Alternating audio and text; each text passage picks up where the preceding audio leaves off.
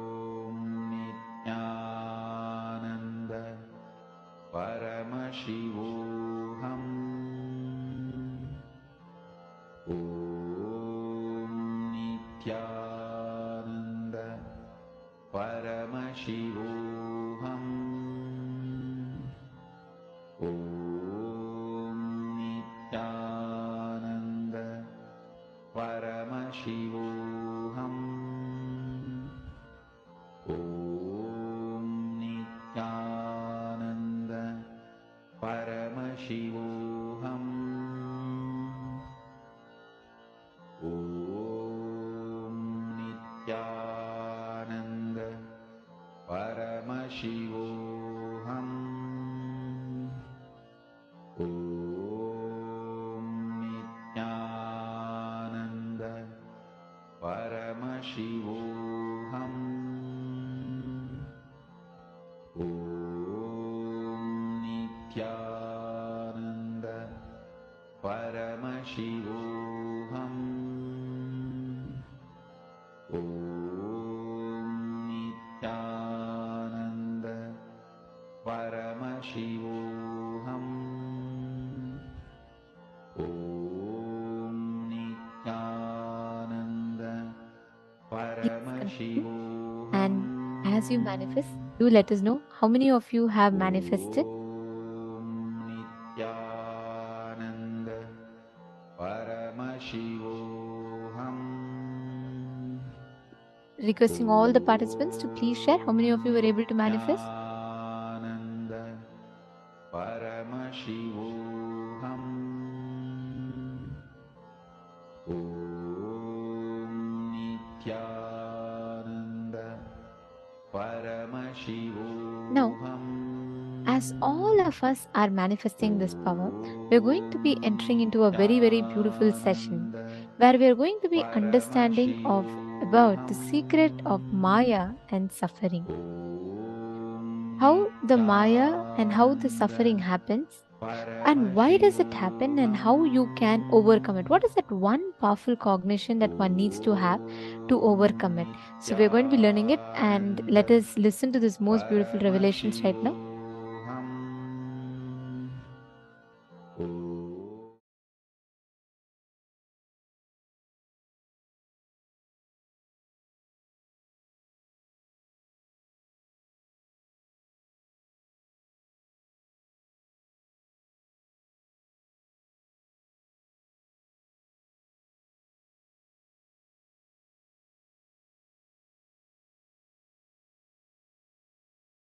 In Sanskrit, we have two words, Vada, Pradivada, Kandana, Mandana.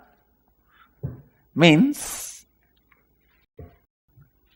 churning the logic till you achieve the nectar of understanding, realization. Kandana Mandana means the removing all the things which does not exist but gives you the feeling it exists. See, I tell you, it is just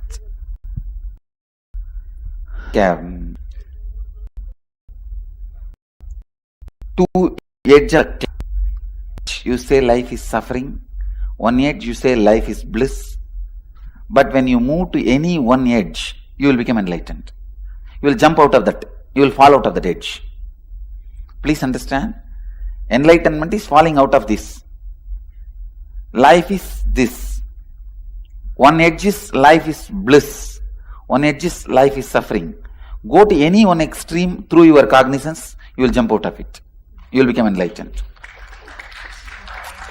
Whether you believe Buddha, life is suffering, or whether you believe me, life is bliss, if you align your cognizance to that one belief, you will become enlightened. But suffering is part of life is not going to liberate you. Who said that? Suffering is part of life is not what Buddha taught. You heard. That is what you heard, but didn't say suffering is part of life. You heard. Buddha did not say. Buddha said life is suffering. There's a big difference between suffering is part of life and life is suffering. Align to anyone, you'll be liberated.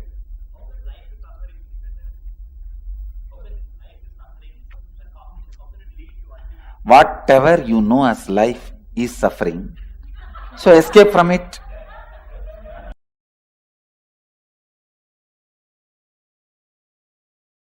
I wanted you to know some of the basic truths. When Buddha declared, life is suffering, when I read that statement first, I said, no, what is this? This fellow, such a pessimist. Starting with a statement, life is suffering. Now, I agree with Buddha with all respects. Unless you learn that word first, you do not develop perseverance.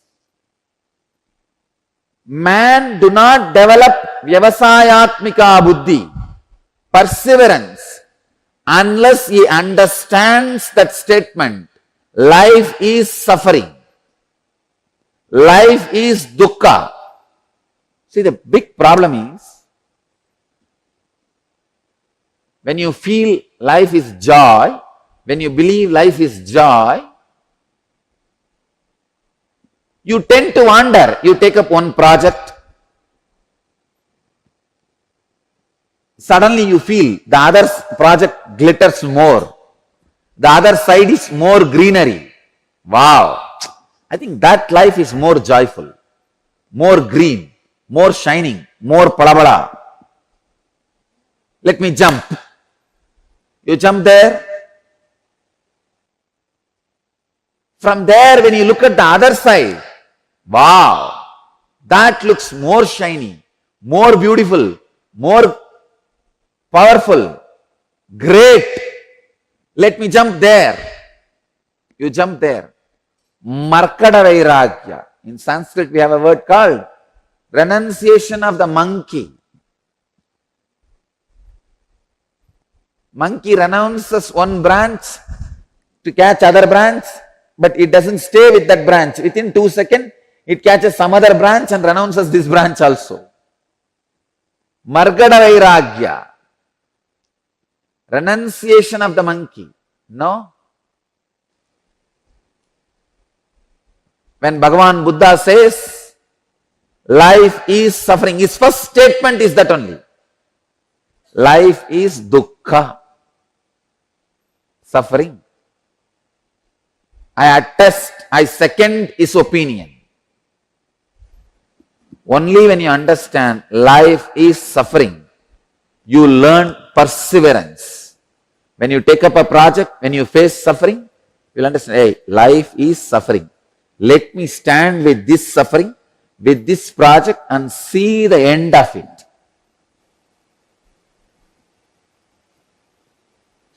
Truth is life is joy. Fact is life is suffering.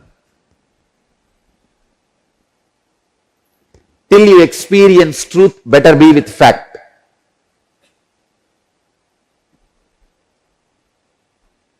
Vyavasayatmika buddhi keha kurunantana, perseverance in any level, in any project, whether it is the inner world or outer world. Understand, even living enlightenment is a project. Jivan Mukti is a project. You take it up. It's a project, you take it up. To achieve the end of it, in the initial level, believing life is suffering will be much better. Because you will have perseverance. When you face different sufferings, different problems, you will not know. Life is suffering. Let me be stable. The stability will happen in you. When you don't understand life is suffering, the stability does not happen in you. There's a term I learned just 2 days before. Quid pro quo. Quid pro quo. You scratch my back, I scratch your back. Just 2 days before, I was learning this word. I have teachers all around me. See, when you are ready to learn, you will have teachers, everybody all around you. Quid pro quo. You scratch my back, I scratch your back. Let both of us be together. This is the way the collective illusions are spread. Collective delusions are created. For thousands of years, people were believing earth is flat because of collective delusion. You scratch my back, I scratch your back. Collective delusion is the worst suffering a man can have. When you know life is suffering, you will have the perseverance, you will have the determination, you will have the vyavasayatmika buddhi. If you believe life is suffering, you will have the perseverance, you will have the determination to be stable and achieve. Vyavasayatmika buddhihi, fixed resolve. I tell you, which is a basic requirement for external and internal enlightenment, external and internal success, external and internal achievements.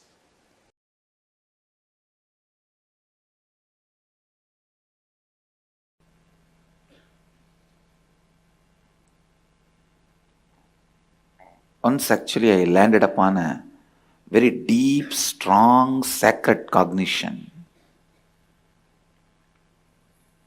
in my life that I cannot be hurt. I cannot have any pain. I am the Atma. Atma cannot have any pain, suffering, nothing. It is pure space. It was so powerful and so strong. I went and took the knife and cut my thigh to check it.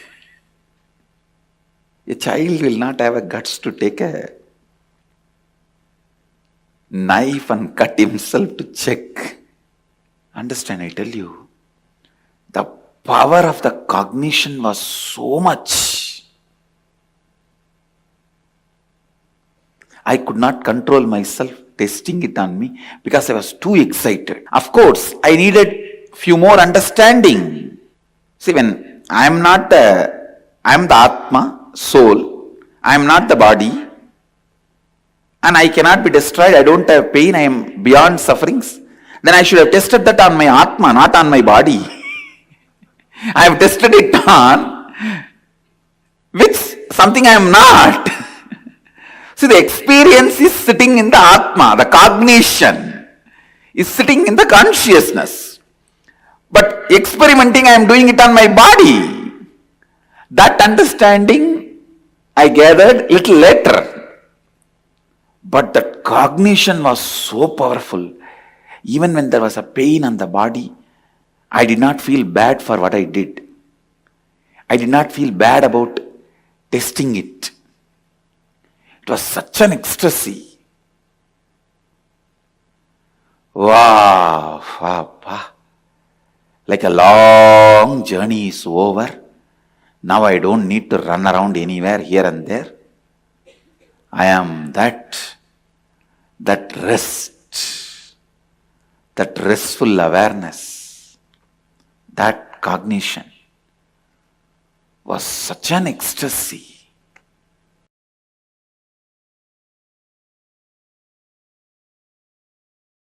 When I cut my thigh and went back to Annamalai Swamigal, he said, what you did is neither wrong nor right.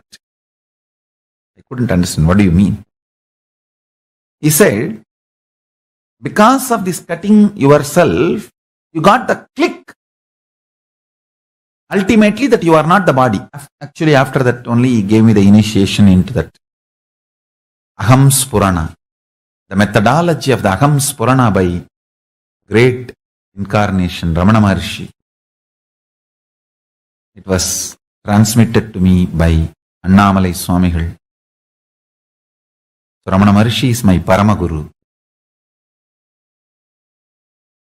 And Annamalai Swamigal transmitted that Aham Spurana, Anubhava into me, and which became reality when I was 12 in the Pavazhakundru. After that, once Annamalai Swamigal was telling me, now understand the thing you did, cutting your thighs, neither right nor wrong. Because you got the vision, you don't need sacrifice. You don't need to cut yourself again. If Annamalai Swamigal said cutting yourself is right, I would have been continuously doing that everywhere. And all of you will be sitting and cutting yourself. It is not right.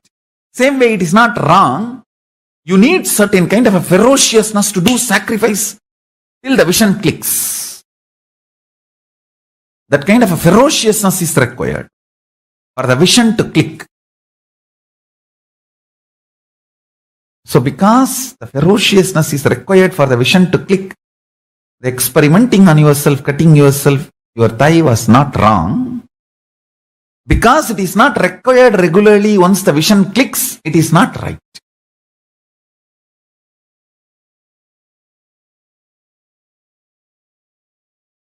Understand it properly. Sacrifice is required only till the vision clicks. Once the vision clicks, you don't need sacrifice. Because living enlightenment does not need sacrifice. It only needs the vision clicking in you.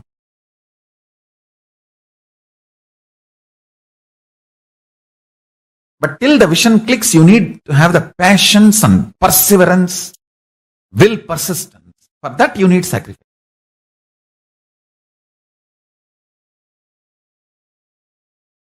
Shivanyana Anubhuti, Shivanyana Anubhava, Paramashivanyana Anubhuti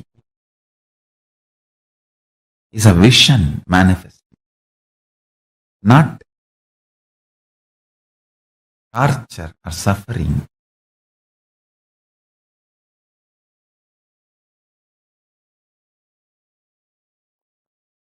The fundamental cognitions are the principles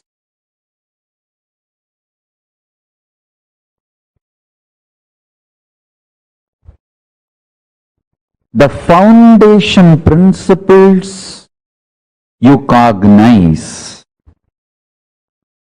decides whether you are going to build a materialistic ecosystem around you, so-called rational ecosystem around you, or an enlightened ecosystem around you.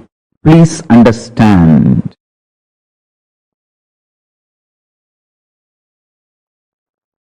All the so-called conclusions of the science and rationality is not rationally rational or scientifically scientific.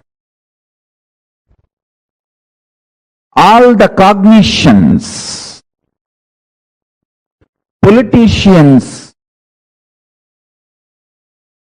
social leaders trying to infuse into you are not absolute truth or absolute right. Understand? Neither the cognitions are absolute truth, nor they are rationally rational or scientifically scientific. But unfortunately, the cognitions you cognize decides the quality of life you are going to have. Understand?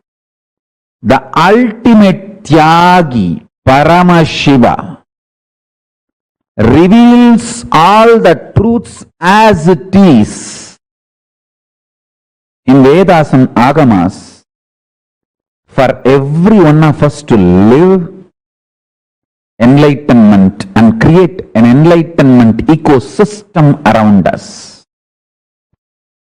Please understand.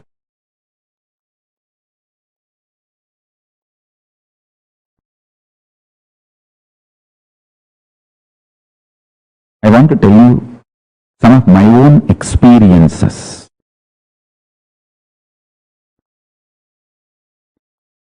If you cognize life is pain, you are going to go on create pain. If you cognize life is bliss, you will go on be creating bliss. If you cognize life is hard work, you are going to go continuously going to create hard work. If you cognize life is joy, you are going to continuously manifest joy. The good news is cognition is conscious process. You can recreate, rebuild, reform, rejuvenate, reinvent, recreate as you want. Cognition is conscious process, not unconscious, random happening. It's a conscious process. You can recreate, rejuvenate, reinvent, redesign, rebuild your conscious process.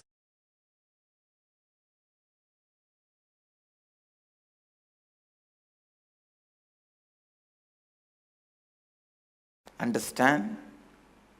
Your life is not made of the situations outside, but it is made of the stuff you are made inside. Same hot water, boiling water. Put the potato, it will become soft. Put the egg, it will become hard. So, the situation is not going to decide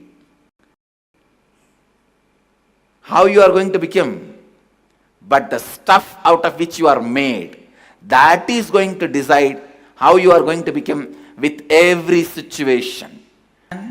Same boiling water makes the potato soft, makes the egg hard. The external situation is not going to decide what you are. It is the concept you carry about you, the ideas you carry about you, the stuff out of which you are made. And understand, the good news is, whatever you believe as you, that stuff only makes you. Understand? The good news is, whatever you believe as you constitutes you. If you believe the body is you, you will be only that. That is the one main reason I feel so sad about the people who believe that they are only body. Because the people who believe they are only body, they have only one birth, they stop the possibility of growth, and they are just stuck in the causal layer. When they die, they are stuck in a plane, in a zone called causal layer. They are just kept there in the waiting lounge. Understand, the belief you carry about you plays a major role. The good news is, whatever you believe, you become that, you are that. Great news is, you can alter it if you have a wrong belief. You can mature it. If you have some immature belief, you can transform it. The possibility is available to you. And greatest news is, it's very simple. Not feeling violated. I tell you, hell is the number of times you feel violated every day. Heaven is not feeling violated. And it has nothing to do with boiling water. It has everything to do with the stuff you are made out of. Potato or egg. It has nothing to do with the boiling water. No one has ever seen worse boiling water than I have seen. Understand? Not out of arrogance I am talking from the truth. I have seen the worst boiling water. But that does not decide what you are going to become. The stuff out of which you are made, that is going to decide what you are going to become.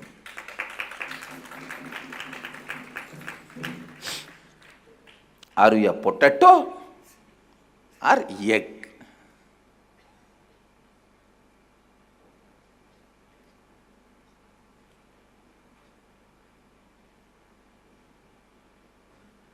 Are you a couch potato or enlightenment egg?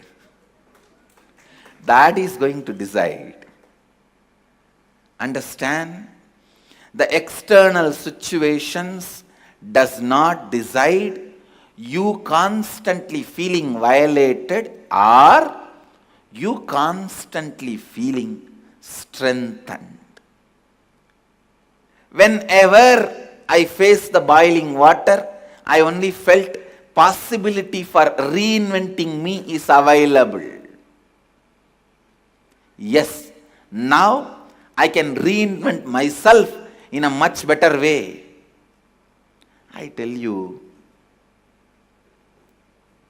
if there is a snowstorm, God will give you the ability to grow hair just like polar bear. Be very clear. Never ever your existence is denied. You are tortured unless you decide to torture yourself. Neither poverty nor disease or death itself can violate you. One of the biggest problems we carry, before even life attacks us, we conclude and decide life is going to attack us and commit suicide. Stop this pattern of constantly feeling violated. I am telling you, the most stupid pattern a human being suffers is feeling violated, and when you tell them, they get angry towards you. That is the worst thing. When I tell them, Arey, listen, even death cannot violate you. Neither your poverty nor your disease or any depression, nothing can violate you. Whoever understands that, with whoever's inner space this statement echoes, you feel connected to it. You just feel, yes, it seems true, you are Mahadeva. Violation means, listen, I am defining. Violation means something external can put me in suffering. That feeling is violation. Violence can happen to me. That feeling, that belief is violation. So what? Hey, this has happened. So what? Hey, this has happened. You don't know. You lost the job. So what? Morning accident happened. You don't know. Somebody in your family died. So what? I am not asking you to be insensitive. Understand? I am not asking you to be insensitive. I tell you, falling into powerlessness is not the definition of the love you show. Okay? Somebody had an accident. Somebody had a problem in your family whom you feel very close to you. You fall into powerlessness, roll on the ground and express your love extremely. Is it going to help that person or you? Do what needs to be done. Give them the best medical care, moral support, psychological support, love from powerfulness. I cannot feel violated. Why I cannot be violated? Because I am there in everything exists, and everything exists is there in me. I'll explain. I'll expand continuously. Listen. Everything is your mirror. It's your mirror. Everything. You mirror what is mirrored by you. Whether you feel strong, weak, depressed, energetic, nothing can violate you. The wrong feeling, idea that something can violate you is the worst belief.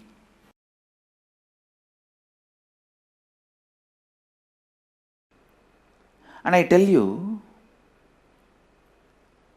within a month of regular completion, you will realize how you yourself cherish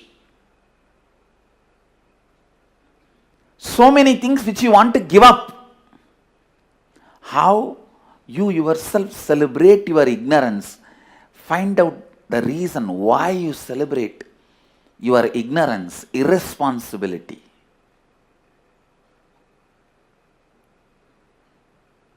Your anger towards your boss.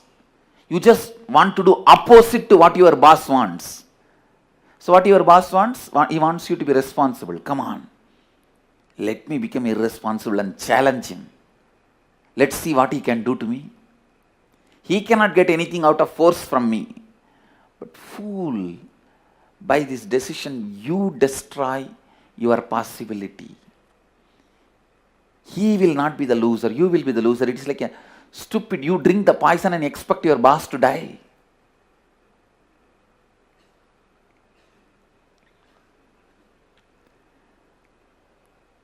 Your anger towards your father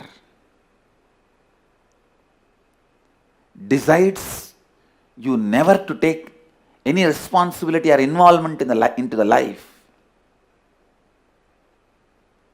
Your anger towards your mother. Look in. It is those subtle incompletions. And I tell you, the most stupid belief a human being can have is belief that he can be violated. Understand? Belief that you can be violated is the most stupid belief you can have. Neither physically, nor emotionally, or psychologically, or at the being level, you can be violated. Understand? You can never be violated. Your wrong perceptions about you will always be violated. If you think your body, you will constantly be violated, even by a look of somebody. If you think your mind, you will constantly be violated just by a word of somebody. If you think your emotions, you will be constantly violated, just somebody not respecting you as you want. Whatever gives you the feeling you can be violated, renounce that as early as possible. Renounce that as early as possible. I am not giving you false promise, understand. Your eternal life, you can neither be cut by the weapon, nor be cut burnt by the fire or made wet by the water or can be dried by the air. Your eternal life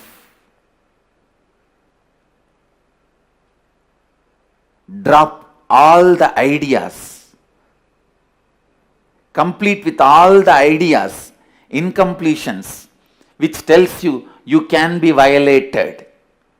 You can't be violated. Understand, the belief you can be violated is the worst violation can happen to you. You can neither be violated in body, mind, being, emotion, in any level. Anything which makes you believe you can be violated is the violation.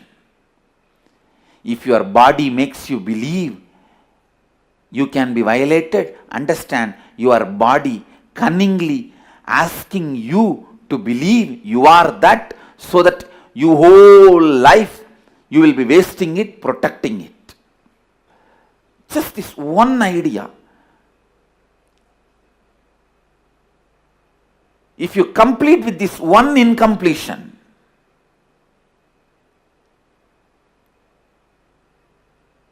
you are Mahadeva. You achieved the space of Nithyanandoham, Shivoham.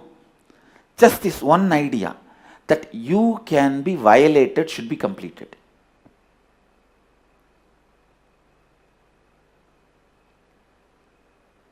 You can't be violated. There is nothing in you which can be violated. And anything tells you you can be violated, discard it, because that is violating you. If your body makes you believe you can be violated, drop that idea. Tell that body, get out of me. Don't commit suicide. I am not saying you should commit suicide, but tell your body, get out of me. If you are going to tell me I can be violated, it is you who is violating me. If your emotions are telling you can be violated, tell your emotions, get out of me. If you say I can be violated, you are only violating me, get out of me. If your mind is telling, no, I can be violated, then tell your mind, get out of me. If you tell me that I can be violated, you are already violating me. Whoever makes you believe you can be violated, tell them to get out of your life. If your emotions are telling you can be violated, tell your emotions, get out of me. If you say, I can be violated, you are only violating me, get out of me. If your mind is telling, no, I can be violated, then tell your mind, get out of me. If you tell me that I can be violated, you are already violating me. Whoever makes you believe you can be violated, tell them to get out of your life.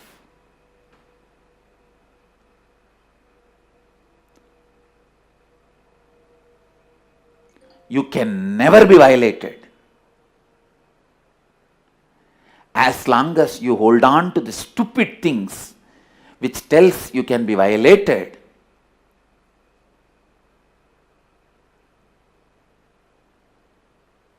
anything will violate you. Ordinary grass will poke you and you will have a wound. That wound will never get healed and your leg will be removed and you will die. Don't think I am building up a story. As long as you believe you can be violated, you don't even need a big weapon to kill you. You are not that big guy. Ordinary grass in the street is enough. You are done.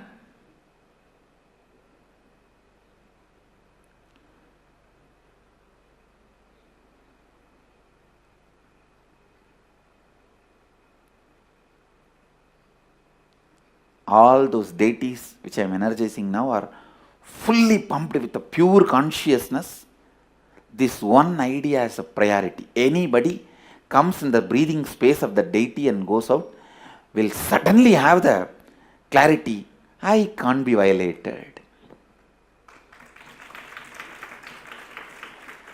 Anything which tells me I can be violated is not me.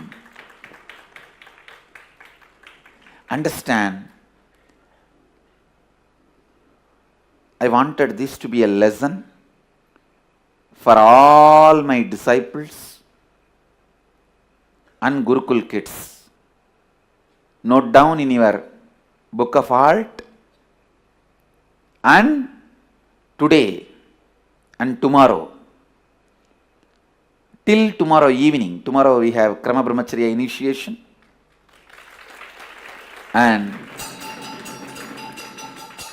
but no sannyas initiation tomorrow, only Krama Brahmacharya. By tomorrow evening,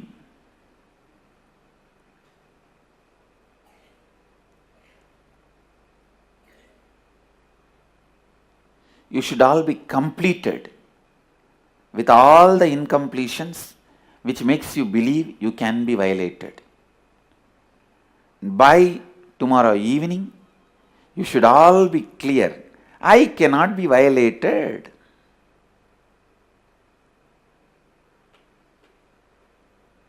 I tell you,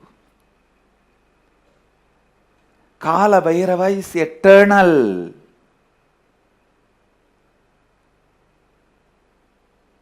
Just like you change your dress, you can change your bodies. Even if you don't know the law is law only for you. The good news is,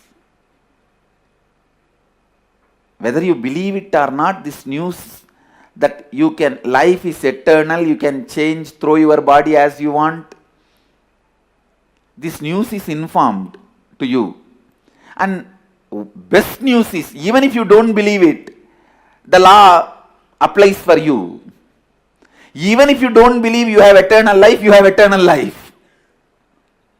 Good news is, somehow Kala Bhairava tells you, reaches this good news to your eyes, your ears, that you have eternal life. Nothing to worry, don't worry. There is nothing to be lost, nothing to be violated. There is nothing in you which can be violated. As Bhagavad Gita says, Nainan Chindandi Shastrani Nainan Dahati Pavakaha Nachainam Kletayantyapo Nasoshayati Marutaha. Weapons cut it not, fire burns it not, water wets it not, wind dries it not.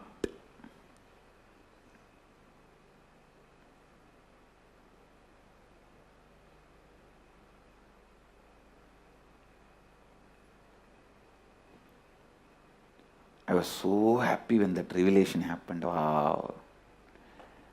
Array, this one incompletion, stupid, whole humanity is suffering.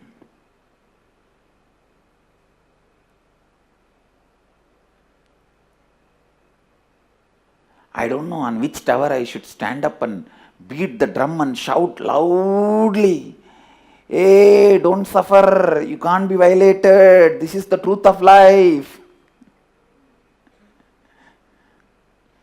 And even if you don't believe also, this is the law of life with which you are going to be handled. This is the law of life. Good news is it reaches your ears. Best news is even if you don't believe, this is the way you are going to be handled. You can't be violated. Understand? I tell you,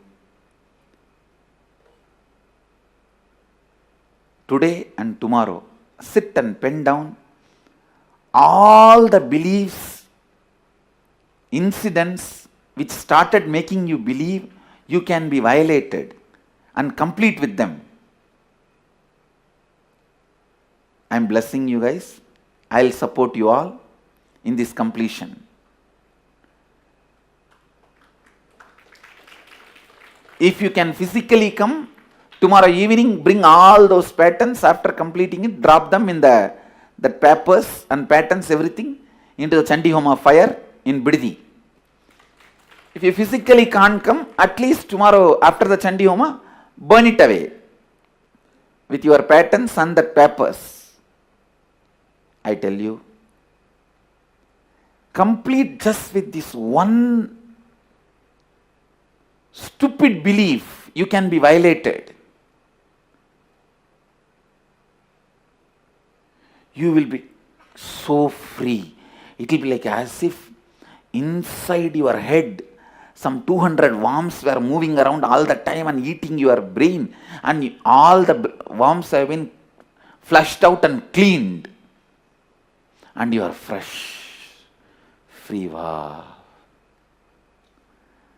All the unknown fears and unknown sufferings, unknown tortures you do to yourself will all be cleaned.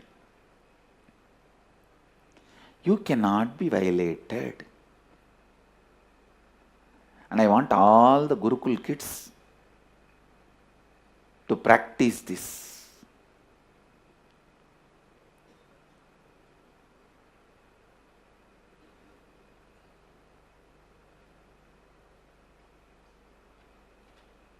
One truth, you cannot be violated. Because as a kid, even if your brother or friend, somebody slaps you or touches you or snatches away your pencil, even with those small things, you start believing you are violated. And that idea of being violated becomes such a strong pattern in you. As a kids,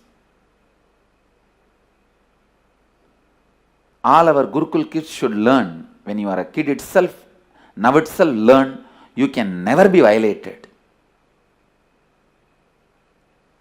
You can never be violated.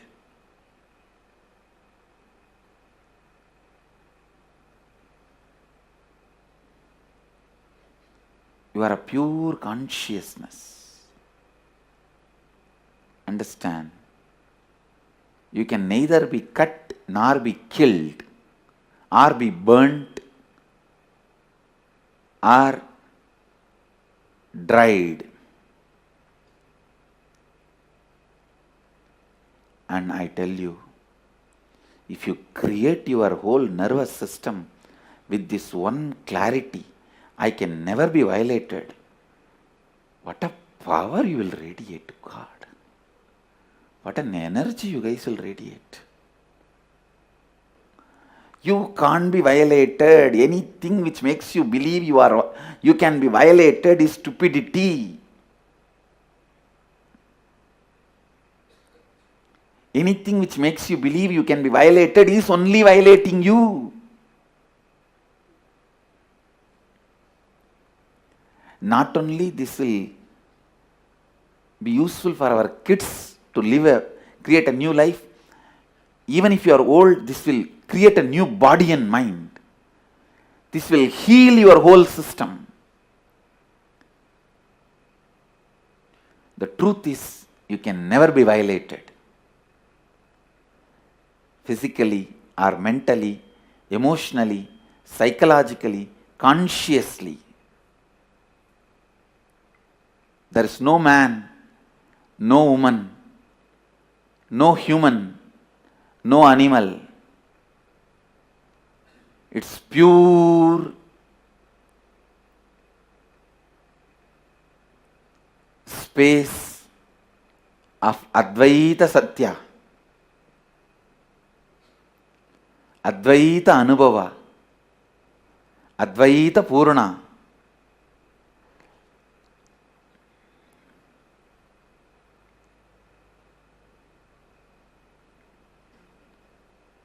Advaita Tejomaya, Rupa Rupa Virupa, Advaita Tejomaya. Beyond the form and formlessness. So the first idea I wanted to convey, first Satya I wanted to convey to all of you is, you are the best friend for you. You are the worst enemy for you. If you do completion, you are the best friend for you. If you don't, you are the worst enemy for you. You are the God for you if you do completion. You are the demon for you if you don't do completion. This is the first Satya. And second, the greatest Satya. Today's message for all of you from Kalabhairava directly. You can never be violated.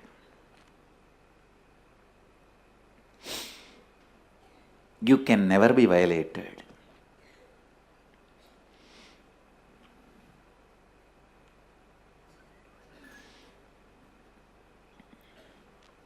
And anything makes you believe you can be violated is superstitiousness. Anything makes you believe you can be violated is atheism. Atheistic idea. Stupidity. Drop it.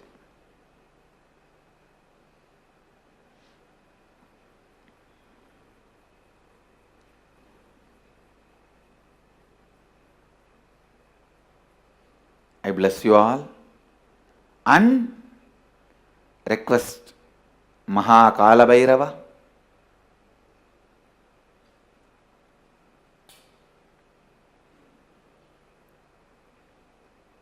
to bless everyone, all of us, to radiate this great Satya, Advaita Satya.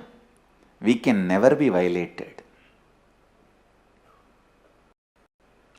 And all the ideas, incompletions, which tells me I can be violated, should be completed, and let the realization I can never be violated forever become the source cognition of all of us. Let Kala Bhairava bless all of us to be in this one great experience.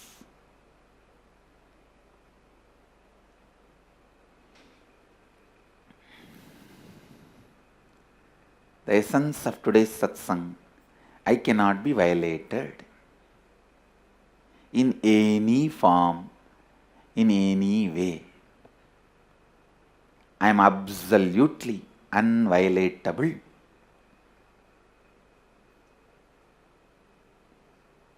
I am absolutely non-violatable. You will become non. The real non-violence will happen only when you know you are non-violatable. Because that gives you the tremendous fulfillment, completion. Then why will you violate somebody? It's a completion. Makes you give the space of completion to others.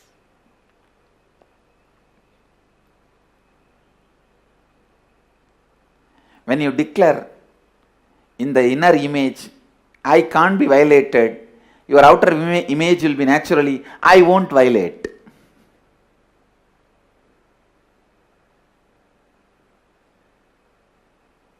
Others' image will be, he will not be violating. Your life image and others' image will be, no one will violate no one. No one will violate anybody.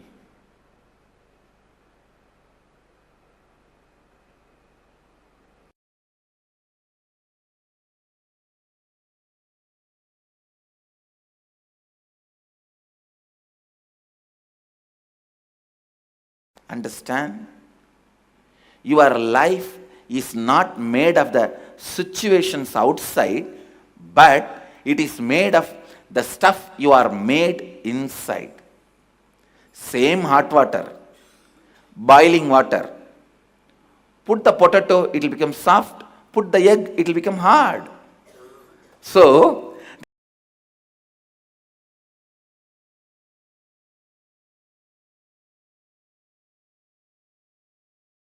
Humanity need to wake up. We are not only entering into a non-sustainable, we are entering into suicidal lifestyle by behaving arrogantly, thinking just because we can kill, we have a capacity to kill, we have a right to kill. No. You having capacity to kill is given only for survival need, to defend yourself in the life or death situation. But the capacity to kill cannot be misused for your food and other luxurious needs and taste buds. Stop using capacity to kill as regular lifestyle just for your food and other luxurious items and needs. Humanity, wake up. Your ability to kill is not given to you to be professionally, skillfully exercised on large scale on this planet Earth, with the idea of Earth exclusively belongs to us. No. Non-violence should become lifestyle. Your ability to kill can be exercised only if your life is in direct, immediate, imminent threat and danger. Like some animal is trying to kill you literally in next few minutes. You have a right to defend yourself and kill. Other than those kind of situations, nowhere the capacity to kill can be used.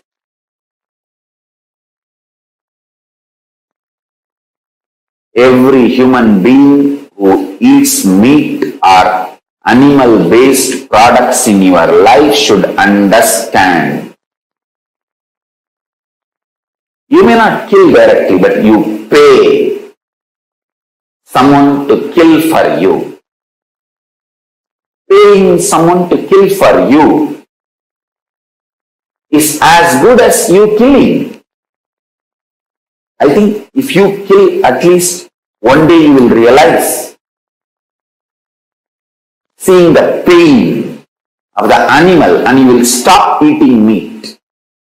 Because somebody else is killing and it is neatly packed and brought to the shelves of the stores, food stores. You are not even remembering. You are paying to kill every day.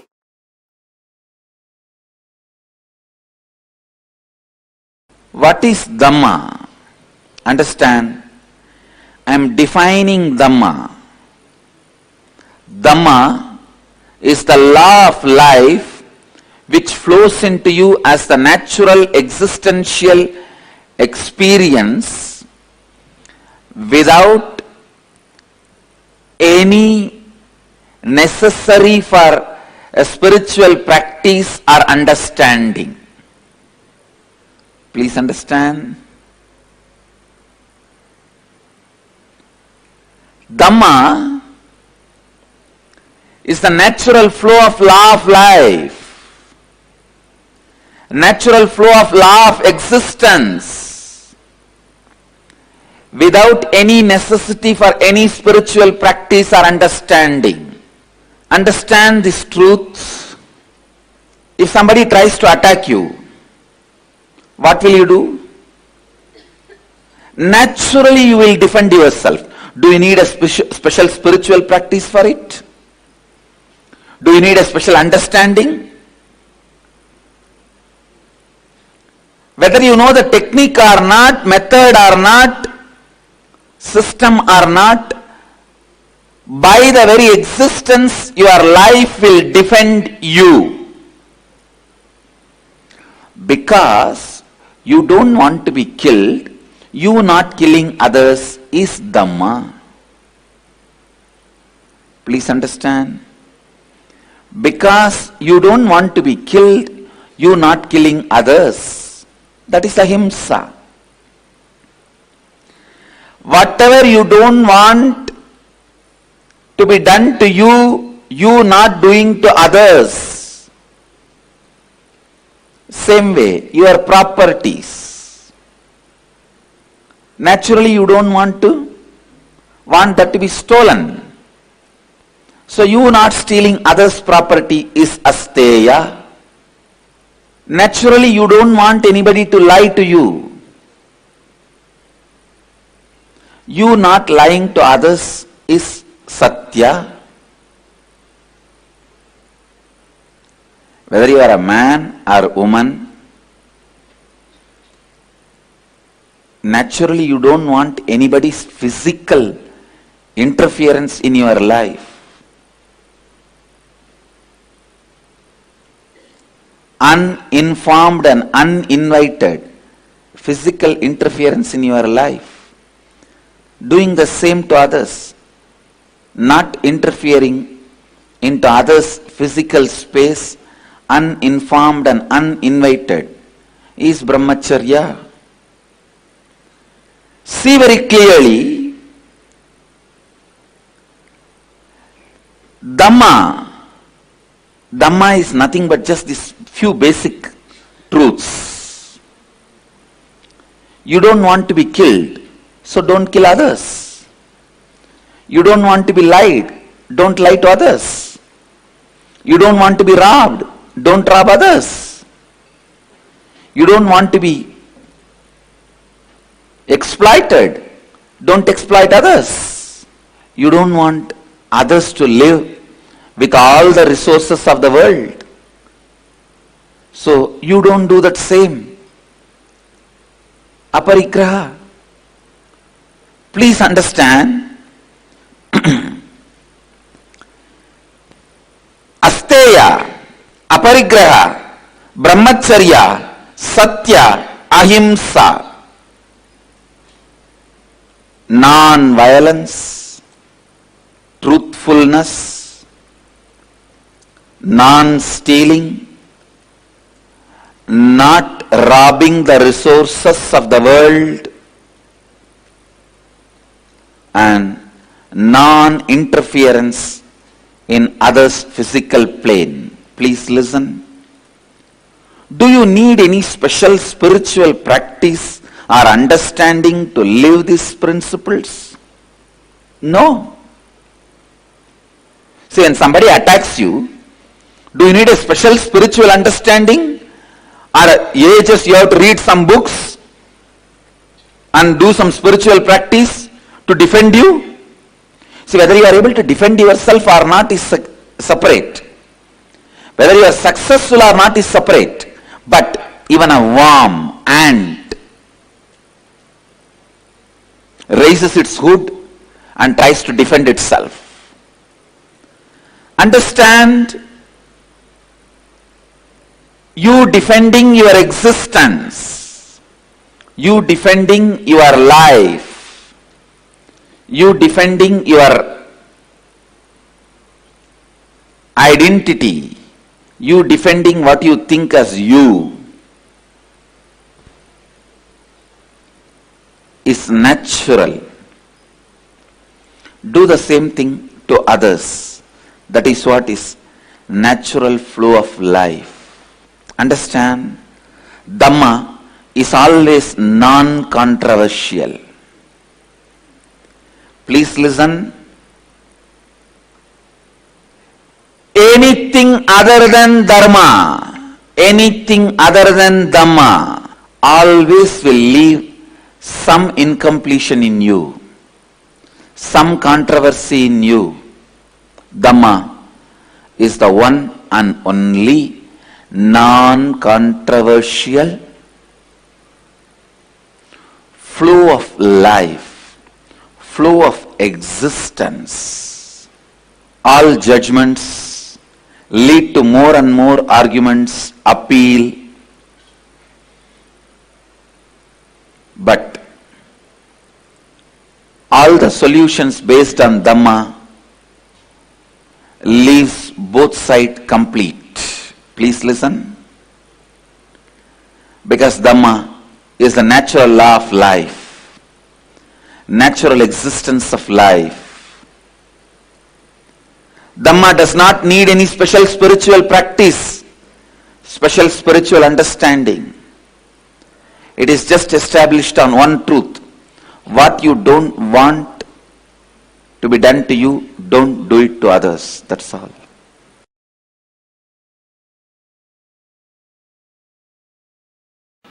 Mahabharata very clearly says, do not do unto others what will cause pain to you if done to you. This is the definition of dharma. Second, I can give you that verse also. Natat parasya samdatyat pratikulam yatatmanaha esha samshepato dharma kamat anya pravartate. This is the definition of dharma. Mahabharata, 5th canto, 1517th verse, 113th chapter of Anushasana Parva, 8th verse defines about dharma.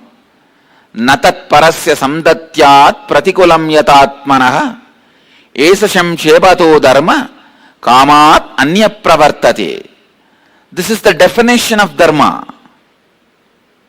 Next, when this definition is imbibed into our speaking, you achieve power of words. The Vak Shakti expresses through you.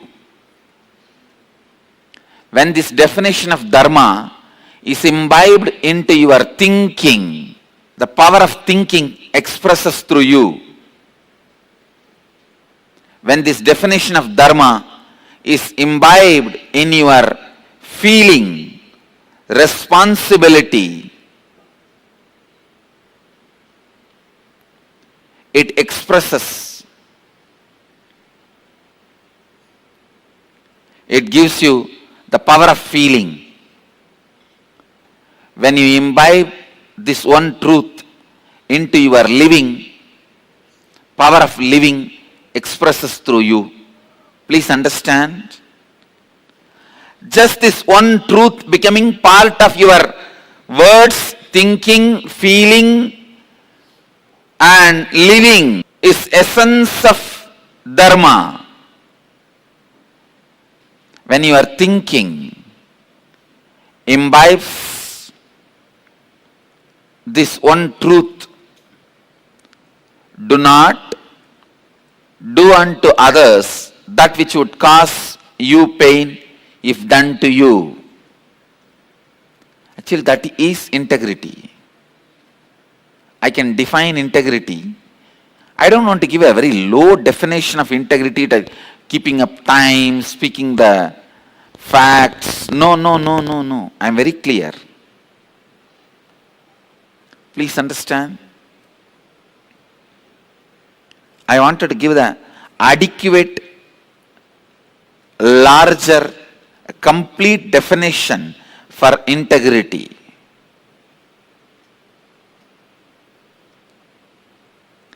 The adequate, complete, larger definition for integrity is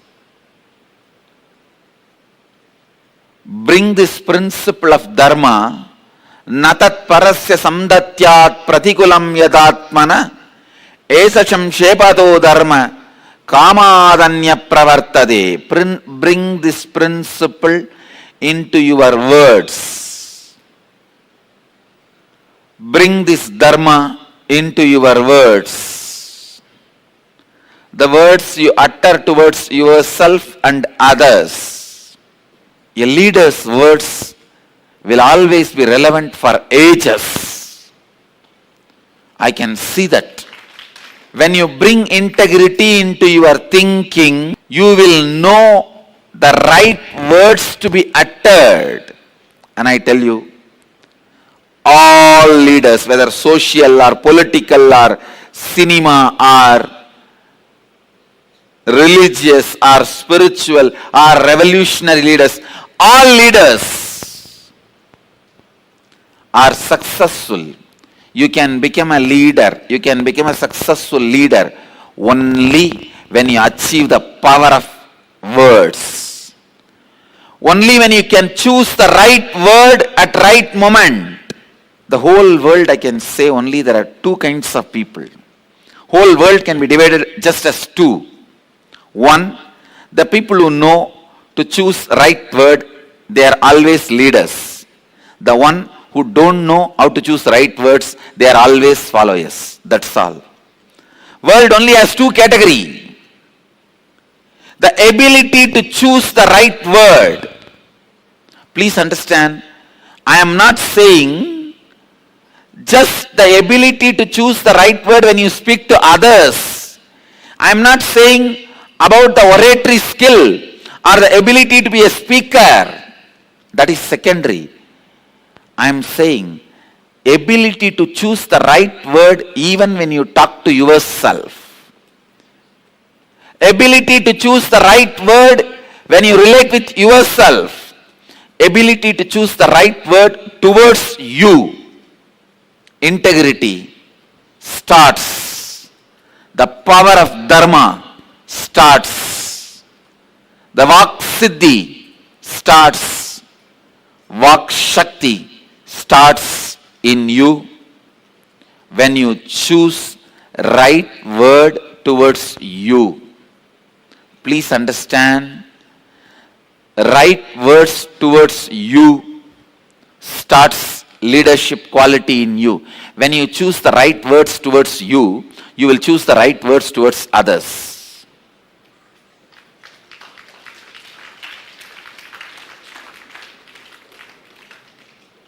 Choosing right words towards you. Please listen. I am giving you some of the important, very important basic truth about life. Only the act of choosing is done consciously. Once chosen and trend is set, you cannot change it. For yourself a different trend and for others a different trend. There is only one printing machine inside you have. Whether you want to print something for yourself or print something for others, the same machine only can print. If you are using the right words towards you, you will use that same right words towards others. If you are using disheartening, negative words towards you, I have seen many people use negative words towards themselves. Oh, whatever I touch will not be successful. Anything I do will be failure. I don't know why still I am alive. When you use this kind of abusive words towards you, you will be using same words towards others. You will never give confidence, courage, energy to the people who are living around you. I tell you, only when you give courage and confidence and energy to people who are living around you, only when you make others leader, you are a leader. Leader continues to be leader as long as he makes everyone as leader. Making leaders is the job of leader.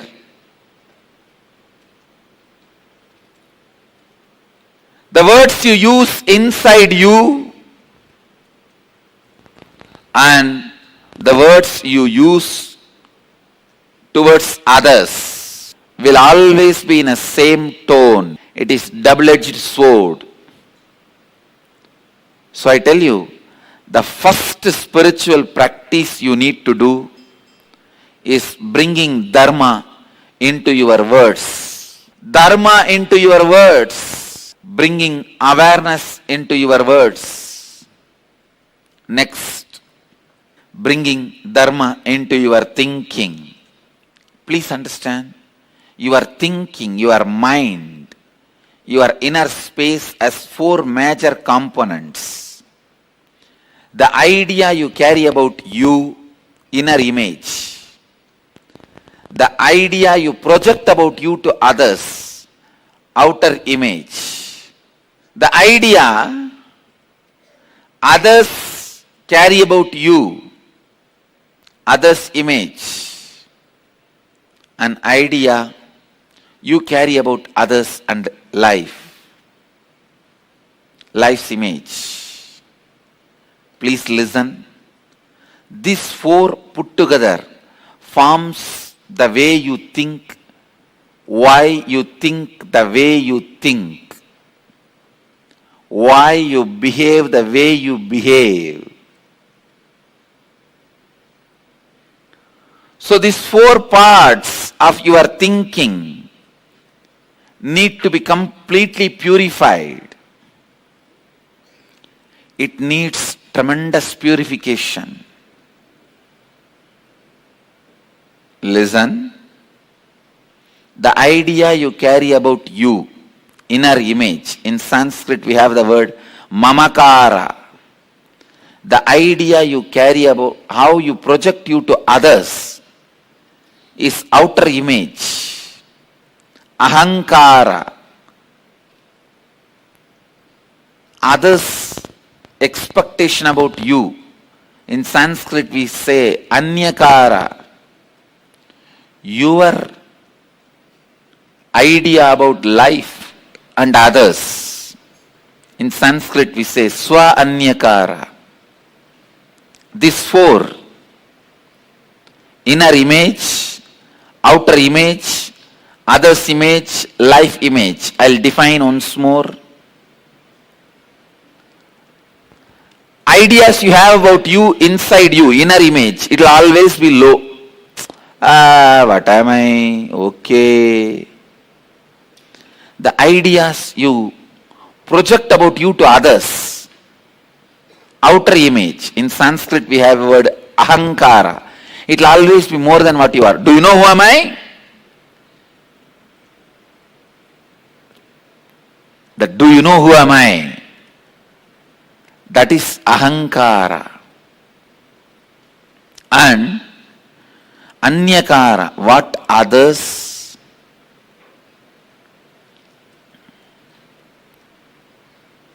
expect from you, what others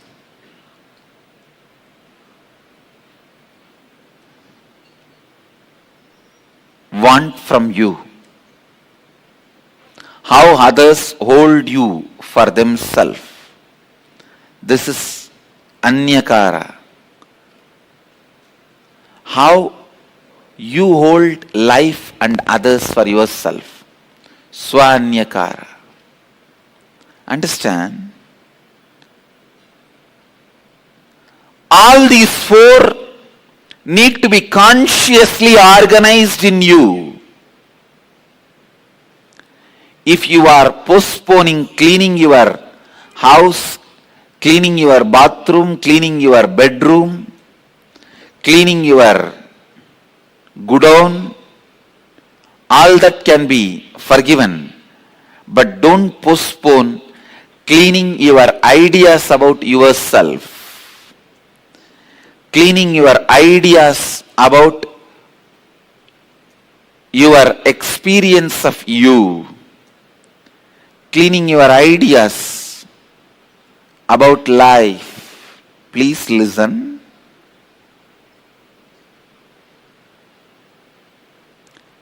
Integrity or authenticity is nothing but cleaning the house we reside, cleaning the space we reside. You reside in your inner space more time than in your bedroom and office. Clean this.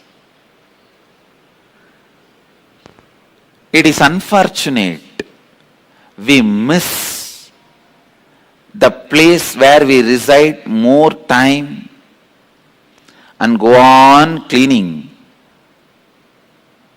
the house in which we stay less time. What we feel about us, what we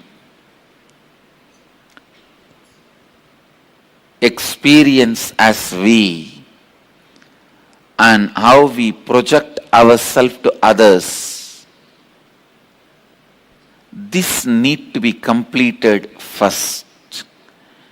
I am not saying remove bad quality, bring good quality. No, no, no. No quality is good or bad. All qualities are good at some point, bad at some point. I am not talking about that. I am trying to tell you only one thing.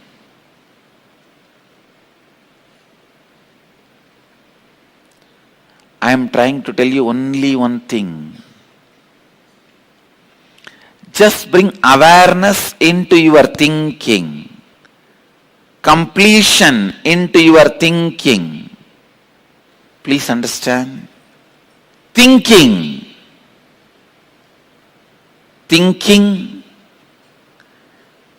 with awareness, aligning your thinking, the idea you have about you, the idea you project about you to others, and ideas others have about you, and the idea you have about life, all these four need to be ironed out, complete with this great truth of Dhamma. You need little contemplation. Today, take little time to contemplate how to bring Dharma into all this: integrity, authenticity, responsibility, and enriching. The power of your thinking, and power of your words, and power of your feeling, and power of your living.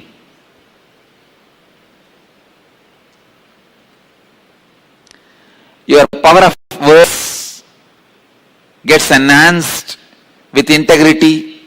Your power of thinking gets enhanced with authenticity. Your power of feeling gets enhanced with responsibility. Your power of living gets enhanced by enriching.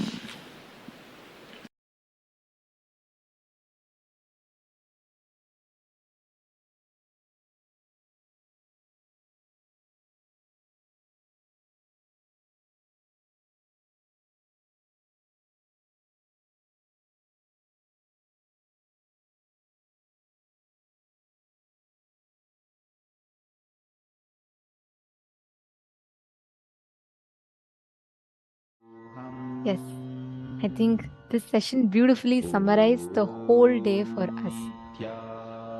There is no need for us to terrorize ourselves for any reason whatsoever. The only thing that we need to do is be powerful in our inner space and understand that beyond all our existence, Paramashiva exists in his eternal form, and we are Paramashivam. This brings us all to the conclusion of our day today. And tomorrow, on the 18th day of Paramashivoham, we have a very, very powerful day where we are going to be learning, receiving the cosmic alchemy in us.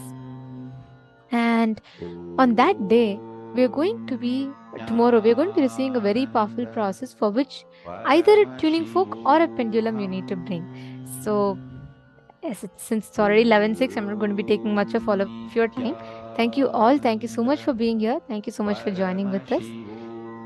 This brings us all to the conclusion of our day today. And let us conclude our day with the Purna Mantra.